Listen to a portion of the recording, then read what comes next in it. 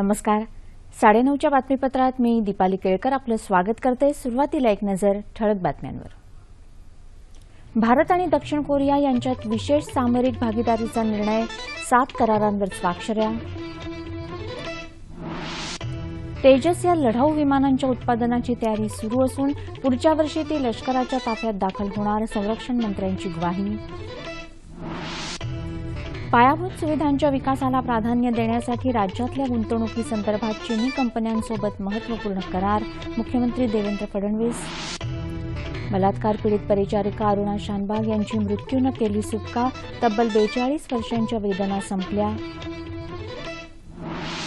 नाशिकजवळ झालेल्या भीषण रस्ते अपघातात 5 डॉक्टर जागीच ठार, 1 डॉक्टर जखमी.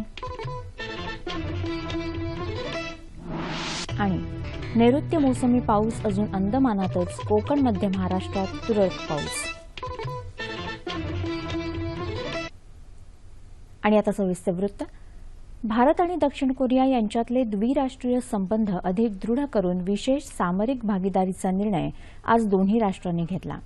3 देशांच्या दौऱ्याच्या अंतिम टप्प्यात पंतप्रधान नरेंद्र मोदी सध्या दक्षिण कोरियाच्या भेटीवर आहेत. यावेळी पंतप्रधान नरेंद्र मोदी आणि दक्षिण कोरियाच्या अध्यक्षा पार्क ग्युन ही यांच्यात प्रतिनिधी मंडळ स्तरावर शिखर बैठक झाली. भारताला पायाभूत विकास, स्मार्ट शहर निर्मिती, रेल्वे, ऊर्जा निर्मिती आणि इतर विविध क्षेत्रांसाठी 10 अब्ज अमेरिकी डॉलर्स देण्याची घोषणा अध्यक्ष पार्क यांनी केली. दुहेरी कर आकारणी आणि कर चुकवेगिरीला आळा घालण्यासाठीच्या महत्त्वपूर्ण करारासह एकूण 7 करारांवर यावेळी स्वाक्षऱ्या करण्यात आल्या. अतिशय वेगानं प्रगती करणाऱ्या दक्षिण कोरियानं आशिया खंडाचं भविष्य उज्ज्वल करण्यात मोठा हातभार लावल्याचं पंतप्रधान नरेंद्र मोदी यांनी संयुक्त वार्ताहर परिषदेत सांगितलं.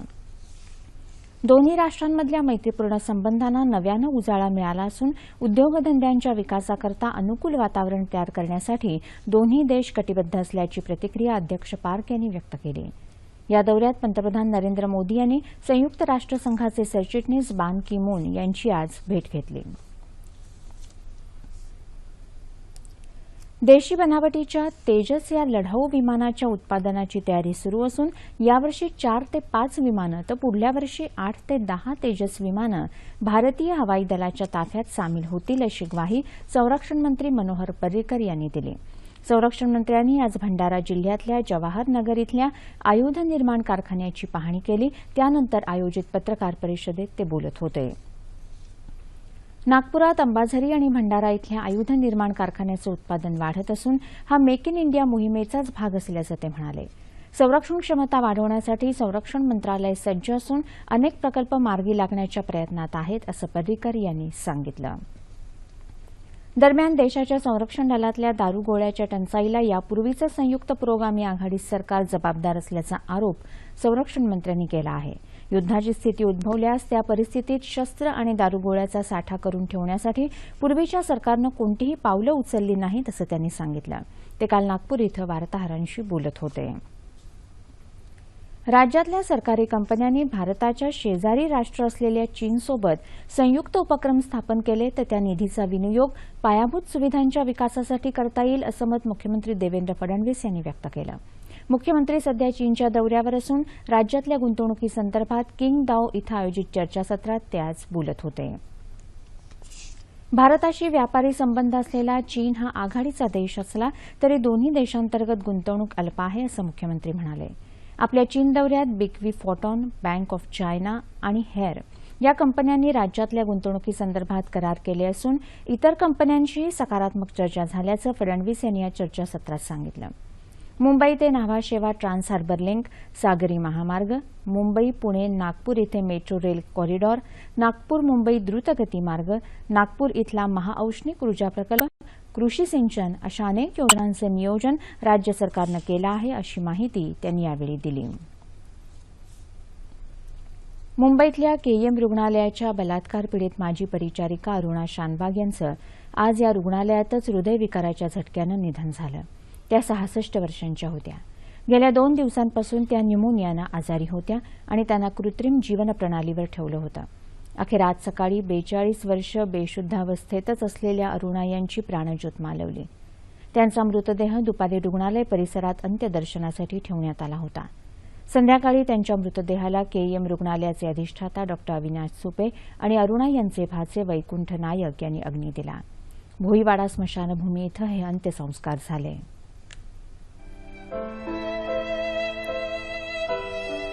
सत्तावीस नोव्हेंबर 1973 रोजी अरुणा शानबाग यांच्यावर केईएम रुग्णालयाच्या एका वॉर्ड बॉयनं बलात्कार केला होता आणि त्यानंतर कुत्र्याच्या साखळीनं अरुणा यांचा गळा आवळला होता. त्यामुळे अरुणा यांच्या मेंदूला होणारा ऑक्सिजनचा पुरवठा बंद होऊन त्या बेशुद्धावस्थेत गेल्या. तेव्हापासून आतापर्यंत म्हणजे तब्बल 42 वर्षांपासून केएमच्या वॉर्ड क्रमांक 4ला लागून असलेली छोटीशी खोली हेच अरुणा यांचं घर बनलं. केएमच्या कर्मचारी वर्गानंही त्यांची मनापासून सेवा केली. अखेर मृत्यूनं त्यांची या सगळ्या मरण यातनातून सुटका झाली. दरम्यान अरुणा यांची खालावत चाललेली प्रकृती पाहून त्यांच्या नातलगाने रुग्णालयाच्या कर्मचाऱ्यांशी संपर्क साधावा असं आवाहन महापालिका अधिकाऱ्यांनी केलं होतं. या आवाहनाला प्रतिसाद देत अरुणा यांच्या बहिणीचा मुलगा आणि मुलगी यांनी रुग्णालयाशी संपर्क साधला. अरुणा यांची मैत्रीण आणि पत्रकार पिंकी विराणी यांनी अरुणा यांच्याबद्दल दयामरणाची याचिका दाखल केली होती. तब्बल 38 वर्ष त्या बेशुद्धावस्थेत राहिल्यानंतर 24 जानेवारी 2011 रोजी सर्वोच्च न्यायालयानं या याचिकेला प्रतिसाद दिला. न्यायालयानं अरुणा यांच्या स्थितीचा आढावा घेण्यासाठी एक वैद्यकीय पथक नेमलं. मात्र 7 मार्च 2011ला न्यायालयानं दयामरणाची याचिका फेटाळली. विराणी यांनी 1998 मध्ये अरुणा स्टोरी हे पुस्तक लिहिलं, तर 1994-95 मध्ये दत्तकुमार देसाई यांनी कथा अरुणाची हे नाटक लिहिलं. ते दिवंगत विनय आपटे यांनी 2002 मध्ये दिग्दर्शित केलं. राज्यपाल चे. विद्यासागर राव आणि मुख्यमंत्री देवेंद्र फडणवीस यांनी अरुणा शानबाग यांच्या निधनाबद्दल दुःख व्यक्त केलं आहे. आपल्याच परिवारातील एक व्यक्ती गेल्यासारखं हे दुःख असल्याचं राज्यपालांनी त्यांच्या शोक संदेशात म्हटलं आहे.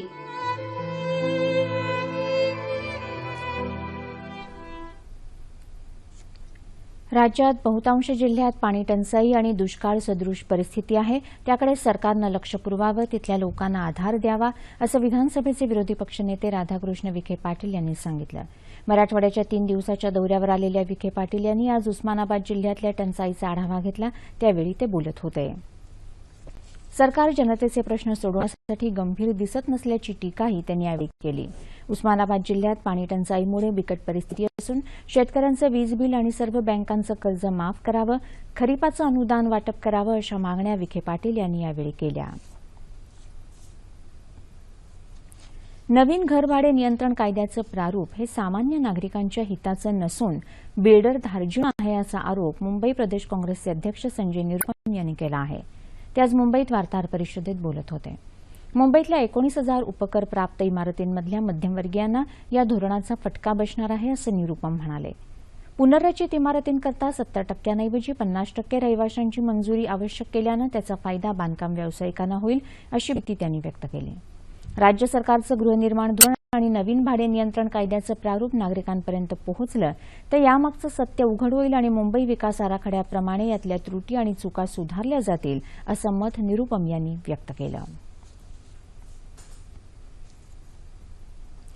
दलित बहुजनांनी शासनकर्ते व्हावं अशी प्रेरणा देणाऱ्या भारतरत्न डॉ. बाबासाहेब आंबेडकरांच्या स्वप्नपूर्तीसाठी रिपब्लिकन ऐक्य होणं आवश्यक आहे, असं मत रिपब्लिकन पार्टी ऑफ इंडियाचे अध्यक्ष खासदार रामदास आठवले यांनी व्यक्त केलं. ते आज मुंबईत वडाळा इथं एका कार्यक्रमात बोलत होते. सर्व रिपब्लिकन गट बरखास्त करून एकसंघ रिपब्लिकन पक्ष साकार झाला तर याचा लाभ आंबेडकरी जनतेला होईल, असा विश्वास त्यांनी व्यक्त केला. राज्यातल्या अल्पसंख्याक समाजाची सामाजिक, आर्थिक आणि शैक्षणिक क्षेत्रात प्रगती व्हावी यासाठी सरकारच्या वतीनं अनेक योजना राबवल्या जातात. नागपुरातल्या अल्पसंख्याक समाजाला याचा फायदा होत आहे. या योजनांबाबतचा हा वृत्तांत. जनतेच्या हितासाठी शासन विविध योजना राबवत आहे. त्यात अल्पसंख्याक समाजाला उपयुक्त अशा योजनाही आहेत. अल्पसंख्याक विकास विभागाच्या अखत्यारीत मौलाना आझाद अल्पसंख्याक आर्थिक विकास महामंडळ कार्यरत आहे. या अंतर्गत थेट कर्ज योजना, मुदत कर्ज योजना, सूक्ष्म पतपुरवठा योजना तसंच शैक्षणिक कर्ज योजना यांचा समावेश आहे। अल्पसंख्याक बिरादरीचे ज्या सुशिक्षित बेरोजगार आहे किंवा विद्यार्थी यांना कर्जाद्वारे त्यांना सहायता देणे हा त्याचा उद्देश आहे। नागपुरात 2014ला थेट कर्ज योजना आम्ही राबवली होती। त्याच्यात सुमारे 4,000 ॲप्लिकेशन्स आली होती। त्यांची लॉटरीद्वारा त्यांचं सिलेक्शन झालं आणि 962 लोकांना त्यांचं सिलेक्शन झालं होतं। त्याच्यापैकी 723 प्रकरणांना आतापर्यंत आम्ही कर्ज वाटप केलेलं आहे। या योजनांचा लाभ अनेकांनी घेतला आहे। कर्ज घेऊन स्वतःचा व्यवसाय उभारला। लोन लेने के बाद में मुझसे जो मेरे को मदद मिली मौलाना आज़ाद फंड से, उसके बाद में मैंने कंप्यूटर लिया, ज़ेरॉक्स लिया, दूसरा एक नया मशीन लिया, प्रिंटिंग मशीन लिया। मुझे जो चीज़ की कमी थी वो मैंने पूरी किया उससे। अल्पसंख्याक समाजातल्या आर्थिकदृष्ट्या दुर्बल तरुणांना स्वयंरोजगारासाठी आर्थिक सहाय्य म्हणून हे महामंडळ विविध योजनांमार्फत कर्ज उपलब्ध करून देतं। अशा योजनांमुळे अल्पसंख्याकांना आता आर्थिक पाठबळ तर मिळत आहेच, त्याचबरोबर स्वतःच्या पायावर उभं राहण्यासाठी मानसिक बळही मिळालं आहे। अल्पसंख्याक समाजाच्या प्रगतीसाठी राबवण्यात येणाऱ्या विविध योजनांविषयी चर्चा करण्यासाठी पत्रकार संतोष माळकर आज आपल्या स्टुडिओत आले आहेत। नमस्कार। 9:30च्या बातमीपत्रात आपलं मनापासून स्वागत। केंद्र सरकार, आत्ताचं सरकार हे अल्पसंख्याक विरोधी सरकार आहे अशी टीका होतीये, तर नेमकं चित्र काय आहे, नेमकी स्थिती काय आहे? अगदी बरोबर। हे केंद्रात मोदींचं सरकार जेव्हापासून आलं तेव्हापासून एक अशी टीका झाली की हे हिंदुत्ववादी आहे आणि म्हणूनच ते अल्पसंख्याकांच्या विरोधातले। पण गेल्या 1 वर्षाचा कालावधी जर तुम्ही बघितलात तर या सरकारने देखील अल्पसंख्याकांसाठी खूप चांगल्या योजना राबवल्या आहेत आणि आपला उद्देश स्पष्ट केलाय की ह्या देशात जो जो राहतो तो या देशाचा नागरिक आहे आणि सगळे समान आहेत। म्हणजे अगदी मोदींनी सांगितलं होतं की सगळे इक्वल आहेत, समान आहेत आणि त्यामुळे प्रत्येकाला मुख्य प्रवाहात आणणं हे आमचं उद्दिष्ट आहे। आणि त्यामुळे आम्ही जे करतोय हे फक्त एका समाजासाठी नाही, एका धर्मासाठी नाही, सर्वांसाठी आहे। तर ही लाईन मोदींनी अगोदरच स्पष्ट केली होती आणि त्यानुसार यांनी या योजना सुरू केल्या। दुसरा आपला गोंधळ असा होतो की अल्पसंख्याक म्हटलं की आपल्याला मुस्लिमच आठवतात, पण तसं नाहीये। त्याच्यामध्ये शीख आहेत, जैन आहेत, नवबौद्ध आहेत, काही पारसी आहेत, तर हे देखील अल्पसंख्याक गट आहेत आणि त्यामुळे ह्या सगळ्यांचा एकंदरीत विकास ह्या दृष्टीने सरकारला विचार करावा लागतो। आणि गेल्या 1 वर्षाच्या काळामध्ये मोदी सरकारने निदान त्या दृष्टीने खूप चांगली पावलं उचलली आहेत। दुसरी गोष्ट अशी एक टीका होते की जेव्हापासून हे सरकार आलं तेव्हापासून अल्पसंख्याकांवर हल्ले वाढले, पण काही घटना ज्या आपण बघितल्या त्याच्यामध्ये असं दिसून आलं की ते गुन्हेगारी प्रवृत्तीची लोक होती आणि त्यामुळे तोही डाग जवळजवळ पुसलाय। त्यामुळे मला असं वाटतं की हे सरकार जरी किती आरोप टीका टिप्पणी झाली तरी हे सरकार सगळ्यांसाठी काम करतं आणि एक मुख्य हे केलं की अल्पसंख्याक आहे म्हणून त्याचं अपीजमेंट करायचं नाही, त्याचं तुष्टीकरण करायचं नाही, तर त्याला मुख्य प्रवाहात आणायचं आणि ज्यावेळेस तो मुख्य प्रवाहात येईल त्यावेळेस अल्पसंख्याक हा भागच राहणार नाही। आणि त्याच्या अगोदर एक टीका अशी झाली होती, म्हणजे ती टीका फार गमतीशीर होती की मोदी सरकार हे अल्पसंख्याक कामकाज मंत्रालयात बरखास्त करणार अशी एक टीका इतक्या थरावाला जम झाली होती, पण केवळ ती टीकाच ठरली, त्याच्या पुढे काही होऊ शकलं नाही। त्यामुळे सरकार पॉझिटिव्हली काम करते। काही त्रुटी असतीलही, प्रत्येक गोष्टीत त्रुटी नसतात अशा नाहीत, त्या असतातही, आगामी काळात ते सुधारले जातील। सरकार सकारात्मक दृष्टीने काम करते असं तुम्ही म्हणताय, पण या समाजाच्या, अल्पसंख्याक समाजाच्या शैक्षणिक, सामाजिक, आर्थिक विकासासाठी कुठल्या कुठल्या योजना राबवल्या जात आहेत आणि त्याचे दृश्य परिणाम काय दिसून येतील आगामी काळात? अगदी बरोबर म्हणालात तुम्ही की या सगळ्या याचा जो विकास जो असतो, देशाचा जेव्हा विकास होतो तेव्हा देशाच्या त्या विकासामध्ये अगदी तळागाळाचा माणूस देखील त्याच्यात सहभागी झाला पाहिजे, तरच तो विकास झाला असं आपण म्हणू शकतो। जर अल्पसंख्याकांच्या बाबतीत जर आपल्याला विचार करायचा झाला तर आज जवळजवळ 17 योजना त्यांच्यासाठी कार्यरत आहेत, कमी अधिक प्रमाणात। त्यापैकी अल्पसंख्याक शिष्यवृत्ती योजना असेल, जिओ पारशी योजना असेल, मौलाना आझाद आरोग्य योजना असेल, अशा अनेक योजना आता सध्या कार्यरत आहेत। ह्या सगळ्याचा मुख्य उद्देश असा आहे की ती योजना ती अगदी सामान्यातल्या सामान्यापर्यंत पोहोचणं हे होतं। काय होतं की योजना कागदावर येतात, त्याचा मोठा गाजावाजा होतो, पण प्रत्यक्ष त्या योजनेचा लाभ ती खालपर्यंत जातो का हे बघितलं जात नाही.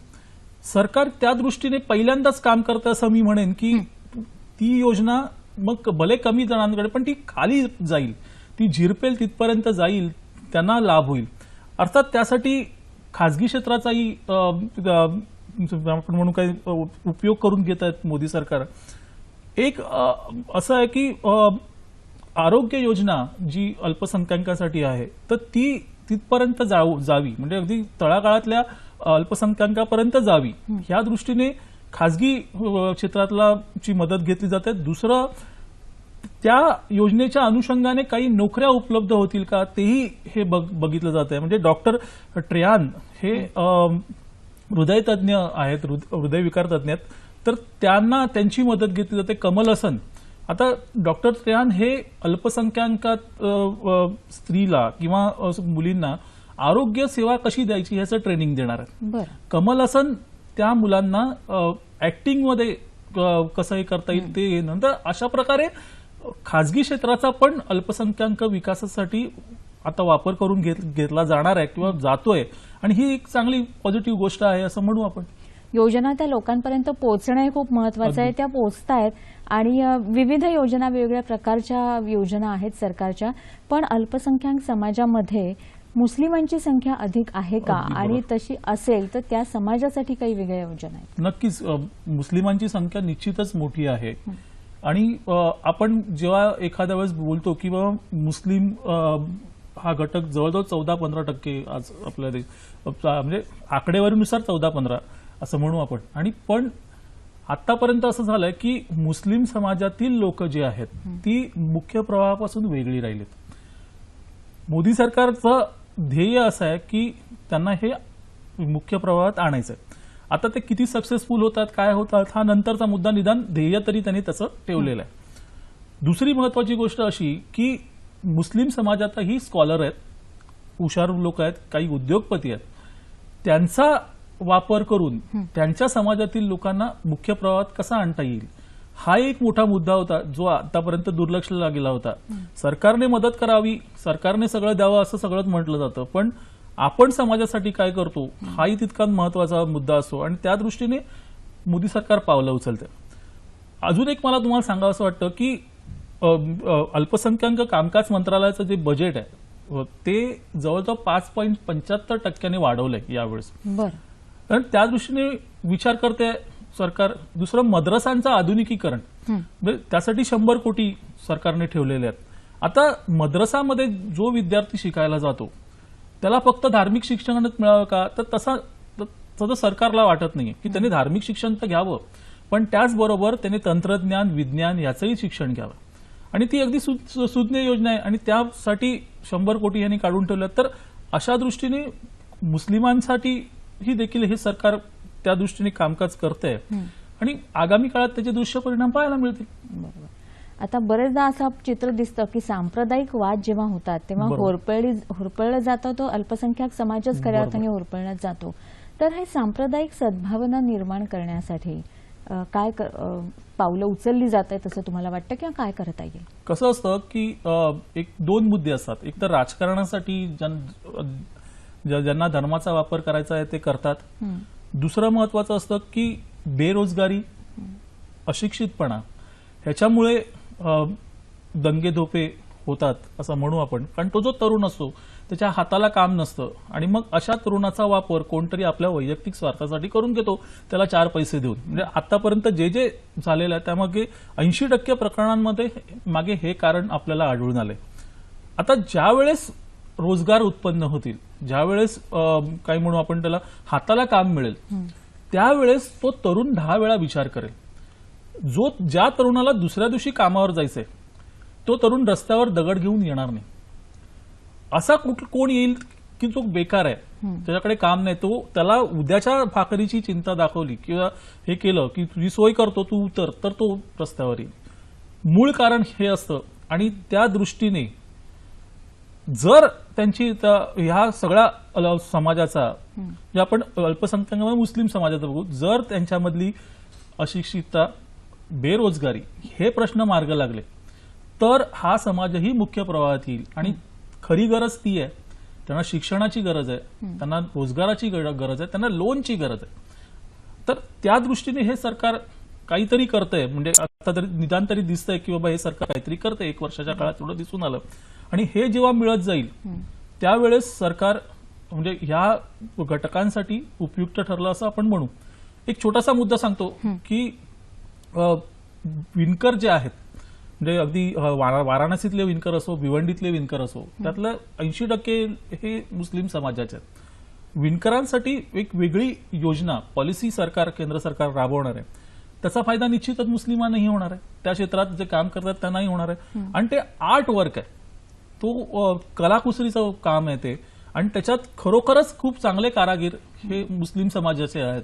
मग त्यांना जर योग्य मोबदला मिळाला तर ते त्यांची कला जर जगभर पसरली तर ते बेकार राहणार नाहीत, त्यांना काम मिळेल. आणि ज्यावेळेस असं होईल त्यावेळेस मग हे सगळं दंगेदोपे जे आहेत, सांप्रदायिक जे आहेत, आणि रिकामी डोक्यामध्ये हे सगळं येत असतं. ज्याला हाताला काम आहे, पोटाला अन्न आहे, तो असा विचार करत नाही. त्यामुळे त्या दृष्टीने विचार व्हायला पाहिजे आणि तो विचार आता होतोय असं वाटतं. माळकर सर, या टप्प्यावर असंच म्हणावंसं वाटतं, तुम्ही आता जे सगळं सांगितलं त्या अनुषंगाने, की अल्पसंख्याक समाजाला मुख्य प्रवाहात आणणं ही मुख्य दिशा आहे. आणि अल्पसंख्याक समाज असा वेगळा समाजच सुरू नये, सगळेजण एकत्र येतील, ही ह्या दिशेनं सरकारची पावलं चाललेली आहेत. एकच फक्त ठिकाणी तुम्हाला सांगायचं आहे की मी पॉझिटिव्ह बोलतोय, कारण टीका करण्यासारखे भाग भरपूर असतात. पण जे चांगलं आहे ते त्याच्याकडे बघून चांगलं तुम्हाला पुढे जगण्याची इच्छा देते. बरोबर. तुम्ही सगळंच वाईट आहे म्हटलं तर पुढे जगण्याची इच्छा राहत नाही. चांगलं आहे ते चांगलंही दिसलं पाहिजे, लोकांपर्यंत पोहोचलं पाहिजे. बरोबर. हा मला एक मुद्दा मांडायचा होता. अगदी. तर याच सकारात्मक मुद्द्यावर आज आपण इथेच थांबूया. धन्यवाद. नमस्कार. वळूया पुढच्या बातम्यांकडे. मुलांच्या तुलनेत मुलींचा घटणारा जन्मदर म्हणजे भविष्यातल्या संकटाची चाहूल. यावर मात करण्यासाठी केंद्र शासनानं सुरू केलं बेटी बचाओ बेटी पढाओ अभियान. रायगड जिल्ह्यात त्याला चांगला प्रतिसाद मिळतोय. मुलगी शिकली तर साऱ्या कुटुंबाला पुढे नेते. याच मुलींना वाचवण्यासाठी, वाढवण्यासाठी आणि शिकवण्यासाठी सुरू झाली मोहीम बेटी बचाओ बेटी पढाओ. याचाच एक भाग म्हणून रायगड जिल्ह्याच्या पनवेल तालुक्याअंतर्गत जिल्हा परिषद शाळा टेंभोडे इथे नुकताच एक कार्यक्रम झाला. मुलींच्या शिक्षणाचं महत्त्व अधोरेखित करण्याबरोबरच महिला बचत गटांना प्रोत्साहित करण्यासाठी एक प्रदर्शनही यावेळी मांडण्यात आलं होतं. याचा उद्देश मुलींना वाचविणे व शिकविणे, तसेच शिक्षण पूर्ण झाल्यानंतर नोकरी न मिळाल्यामुळे नाराज न होता अशा प्रकारचा व्यवसाय आम्ही सुरू करून आपल्या कुटुंबाची प्रगती करू शकतो. ही प्रेरणा त्यांच्यात निर्माण व्हावी यासाठी आमचा छोटासा प्रयत्न. आम्ही टेंभोडे शाळेतील विद्यार्थ्यांनी विविध प्रकारच्या कागदकाम, मातकामाच्या वस्तू गुरुजनांच्या मार्गदर्शनाने तयार केल्या आहेत.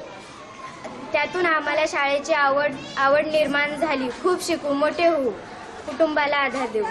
बेटी बचाओ बेटी पढाओ आणि तंबाखूमुक्त शाळा या विषयावर आधारित रांगोळ्या मुलींनी रेखाटल्या होत्या.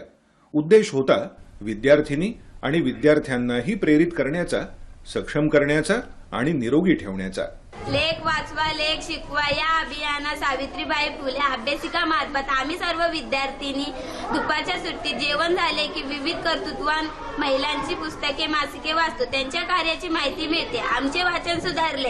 या स्वयं अध्ययनाची सवय लागते. आम्हा विद्यार्थिनींना शाळेत येण्याची आवड निर्माण होते. उद्याचा समर्थ भारत घडवण्यासाठी स्त्री शक्तीचा सन्मान आणि महिला सुरक्षा हे महत्वाचे मुद्दे. कळी उमलायची असेल तर तिला हवं संरक्षण आधाराचं आणि स्वातंत्र्य बहरण्याचं.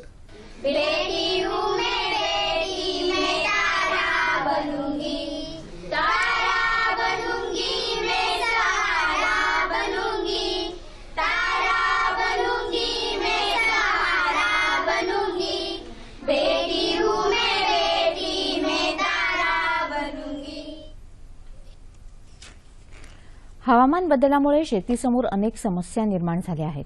त्या सोडवण्यासाठी आधुनिक तंत्रज्ञानावर आधारित नियंत्रित शेती करण्याची गरज आहे, असं प्रतिपादन कृषी राज्यमंत्री प्राध्यापक राम शिंदे यांनी केलं. परभणी इथल्या वसंतराव नाईक मराठवाडा कृषी विद्यापीठाच्या 43व्या वर्धापन दिनानिमित्त आयोजित खरीप शेतकरी मेळाव्याचं उद्घाटन करताना ते आज बोलत होते. मराठवाड्यातल्या प्रत्येक जिल्ह्यात विद्यापीठाची कृषी विस्तार यंत्रणा बळकट करणार असल्याचं शिंदे यांनी यावेळी सांगितलं. बियाणांची वाढती मागणी पाहता आगामी काळात त्याचं उत्पादन वाढवण्यावर विद्यापीठ भर देणार असल्याचं मराठवाडा कृषी विद्यापीठाचे कुलगुरू डॉ. पी. व्यंकटेश्वरलू यांनी सांगितलं. नाशिक शहराजवळ आज पहाटे झालेल्या रस्ते अपघातात 5 डॉक्टर जागीच ठार झाले तर 1 डॉक्टर जखमी झाला. हे सगळे डॉक्टर निफाड तालुक्यातल्या पिंपळगाव बसवंत इथले असून ते नाशिकमध्ये काल वैद्यकीय व्यावसायिकांच्या परिषदेसाठी गेले होते. परिषदेहून खासगी प्रवासी मोटारीतून परत येत असताना ओझरजवळ कोकणगाव इथं गतिरोधकाजवळ एका वाहनाला त्यांच्या मोटारीची धडक बसली. जखमी डॉक्टरला नाशिकच्या खासगी रुग्णालयात दाखल केल्याचं पोलिसांनी सांगितलं. आणि आता हवामान वृत्त. नैऋत्य मोसमी पावसानं अंदमानचा समुद्र, निकोबार द्वीपसमूह आणि दक्षिण पूर्व बंगालच्या उपसागराचा काही भाग व्यापलेला असून त्याच्या उत्तरेकडच्या वाटचालीला अजून सुरुवात झालेली नाही. गेल्या 24 तासात कोकणसह मध्य महाराष्ट्रात तुरळक ठिकाणी हलक्या स्वरूपाचा पाऊस पडला तर मराठवाडा आणि विदर्भात हवामान कोरडं होतं. राज्यात सर्वात जास्त तापमान अकोला इथं 44.6 अंश सेल्सिअस इतकं नोंदवलं गेलं. येत्या 36 तासात दक्षिण कोकण आणि मध्य महाराष्ट्रात तुरळक ठिकाणी पाऊस पडण्याची तर उर्वरित राज्यात हवामान कोरडं राहण्याची शक्यता हवामान विभागाच्या सूत्रांनी वर्तवली आहे. तापमान अंश सेल्सिअसमध्ये मुंबई कमाल 36, किमान 26, नागपूर 44 आणि 26, पुणे 37, 24, औरंगाबाद 43, 28, नाशिक 39, 23, कोल्हापूर 35, 23, रत्नागिरी 34, 27, सोलापूर 42, 26 आणि अमरावती कमाल 45 आणि किमान 28 अंश सेल्सिअस. शेवटी ठळक बातम्या पुन्हा एकदा. भारत आणि दक्षिण कोरिया यांच्यात विशेष सामरिक भागीदारीचा निर्णय, 7 करारांवर स्वाक्षऱ्या. तेजस या लढाऊ विमानांच्या उत्पादनाची तयारी सुरू असून पुढच्या वर्षी ती लष्कराच्या ताफ्यात दाखल होणार, संरक्षण मंत्र्यांची ग्वाही. पायाभूत सुविधांच्या विकासाला प्राधान्य देण्यासाठी राज्यातल्या गुंतवणुकीसंदर्भात चीनी कंपन्यांसोबत महत्त्वपूर्ण करार, मुख्यमंत्री देवेंद्र फडणवीस. बलात्कार पीडित परिचारिका अरुणा शानबाग यांची मृत्यूनं केली सुटका, तब्बल 42 वर्षांच्या वेदना संपल्या. नाशिकजवळ झालेल्या भीषण रस्ते अपघातात 5 डॉक्टर जागीच ठार, 1 डॉक्टर जखमी. आणि नैऋत्य मोसमी पाऊस अजून अंदमानातच, कोकण मध्य महाराष्ट्रात तुरळक पाऊस. याबरोबरच हे बातमीपत्र संपलं. तेव्हा पुन्हा भेटूया उद्या सकाळी 8:30 वाजता सह्याद्री वाहिनी.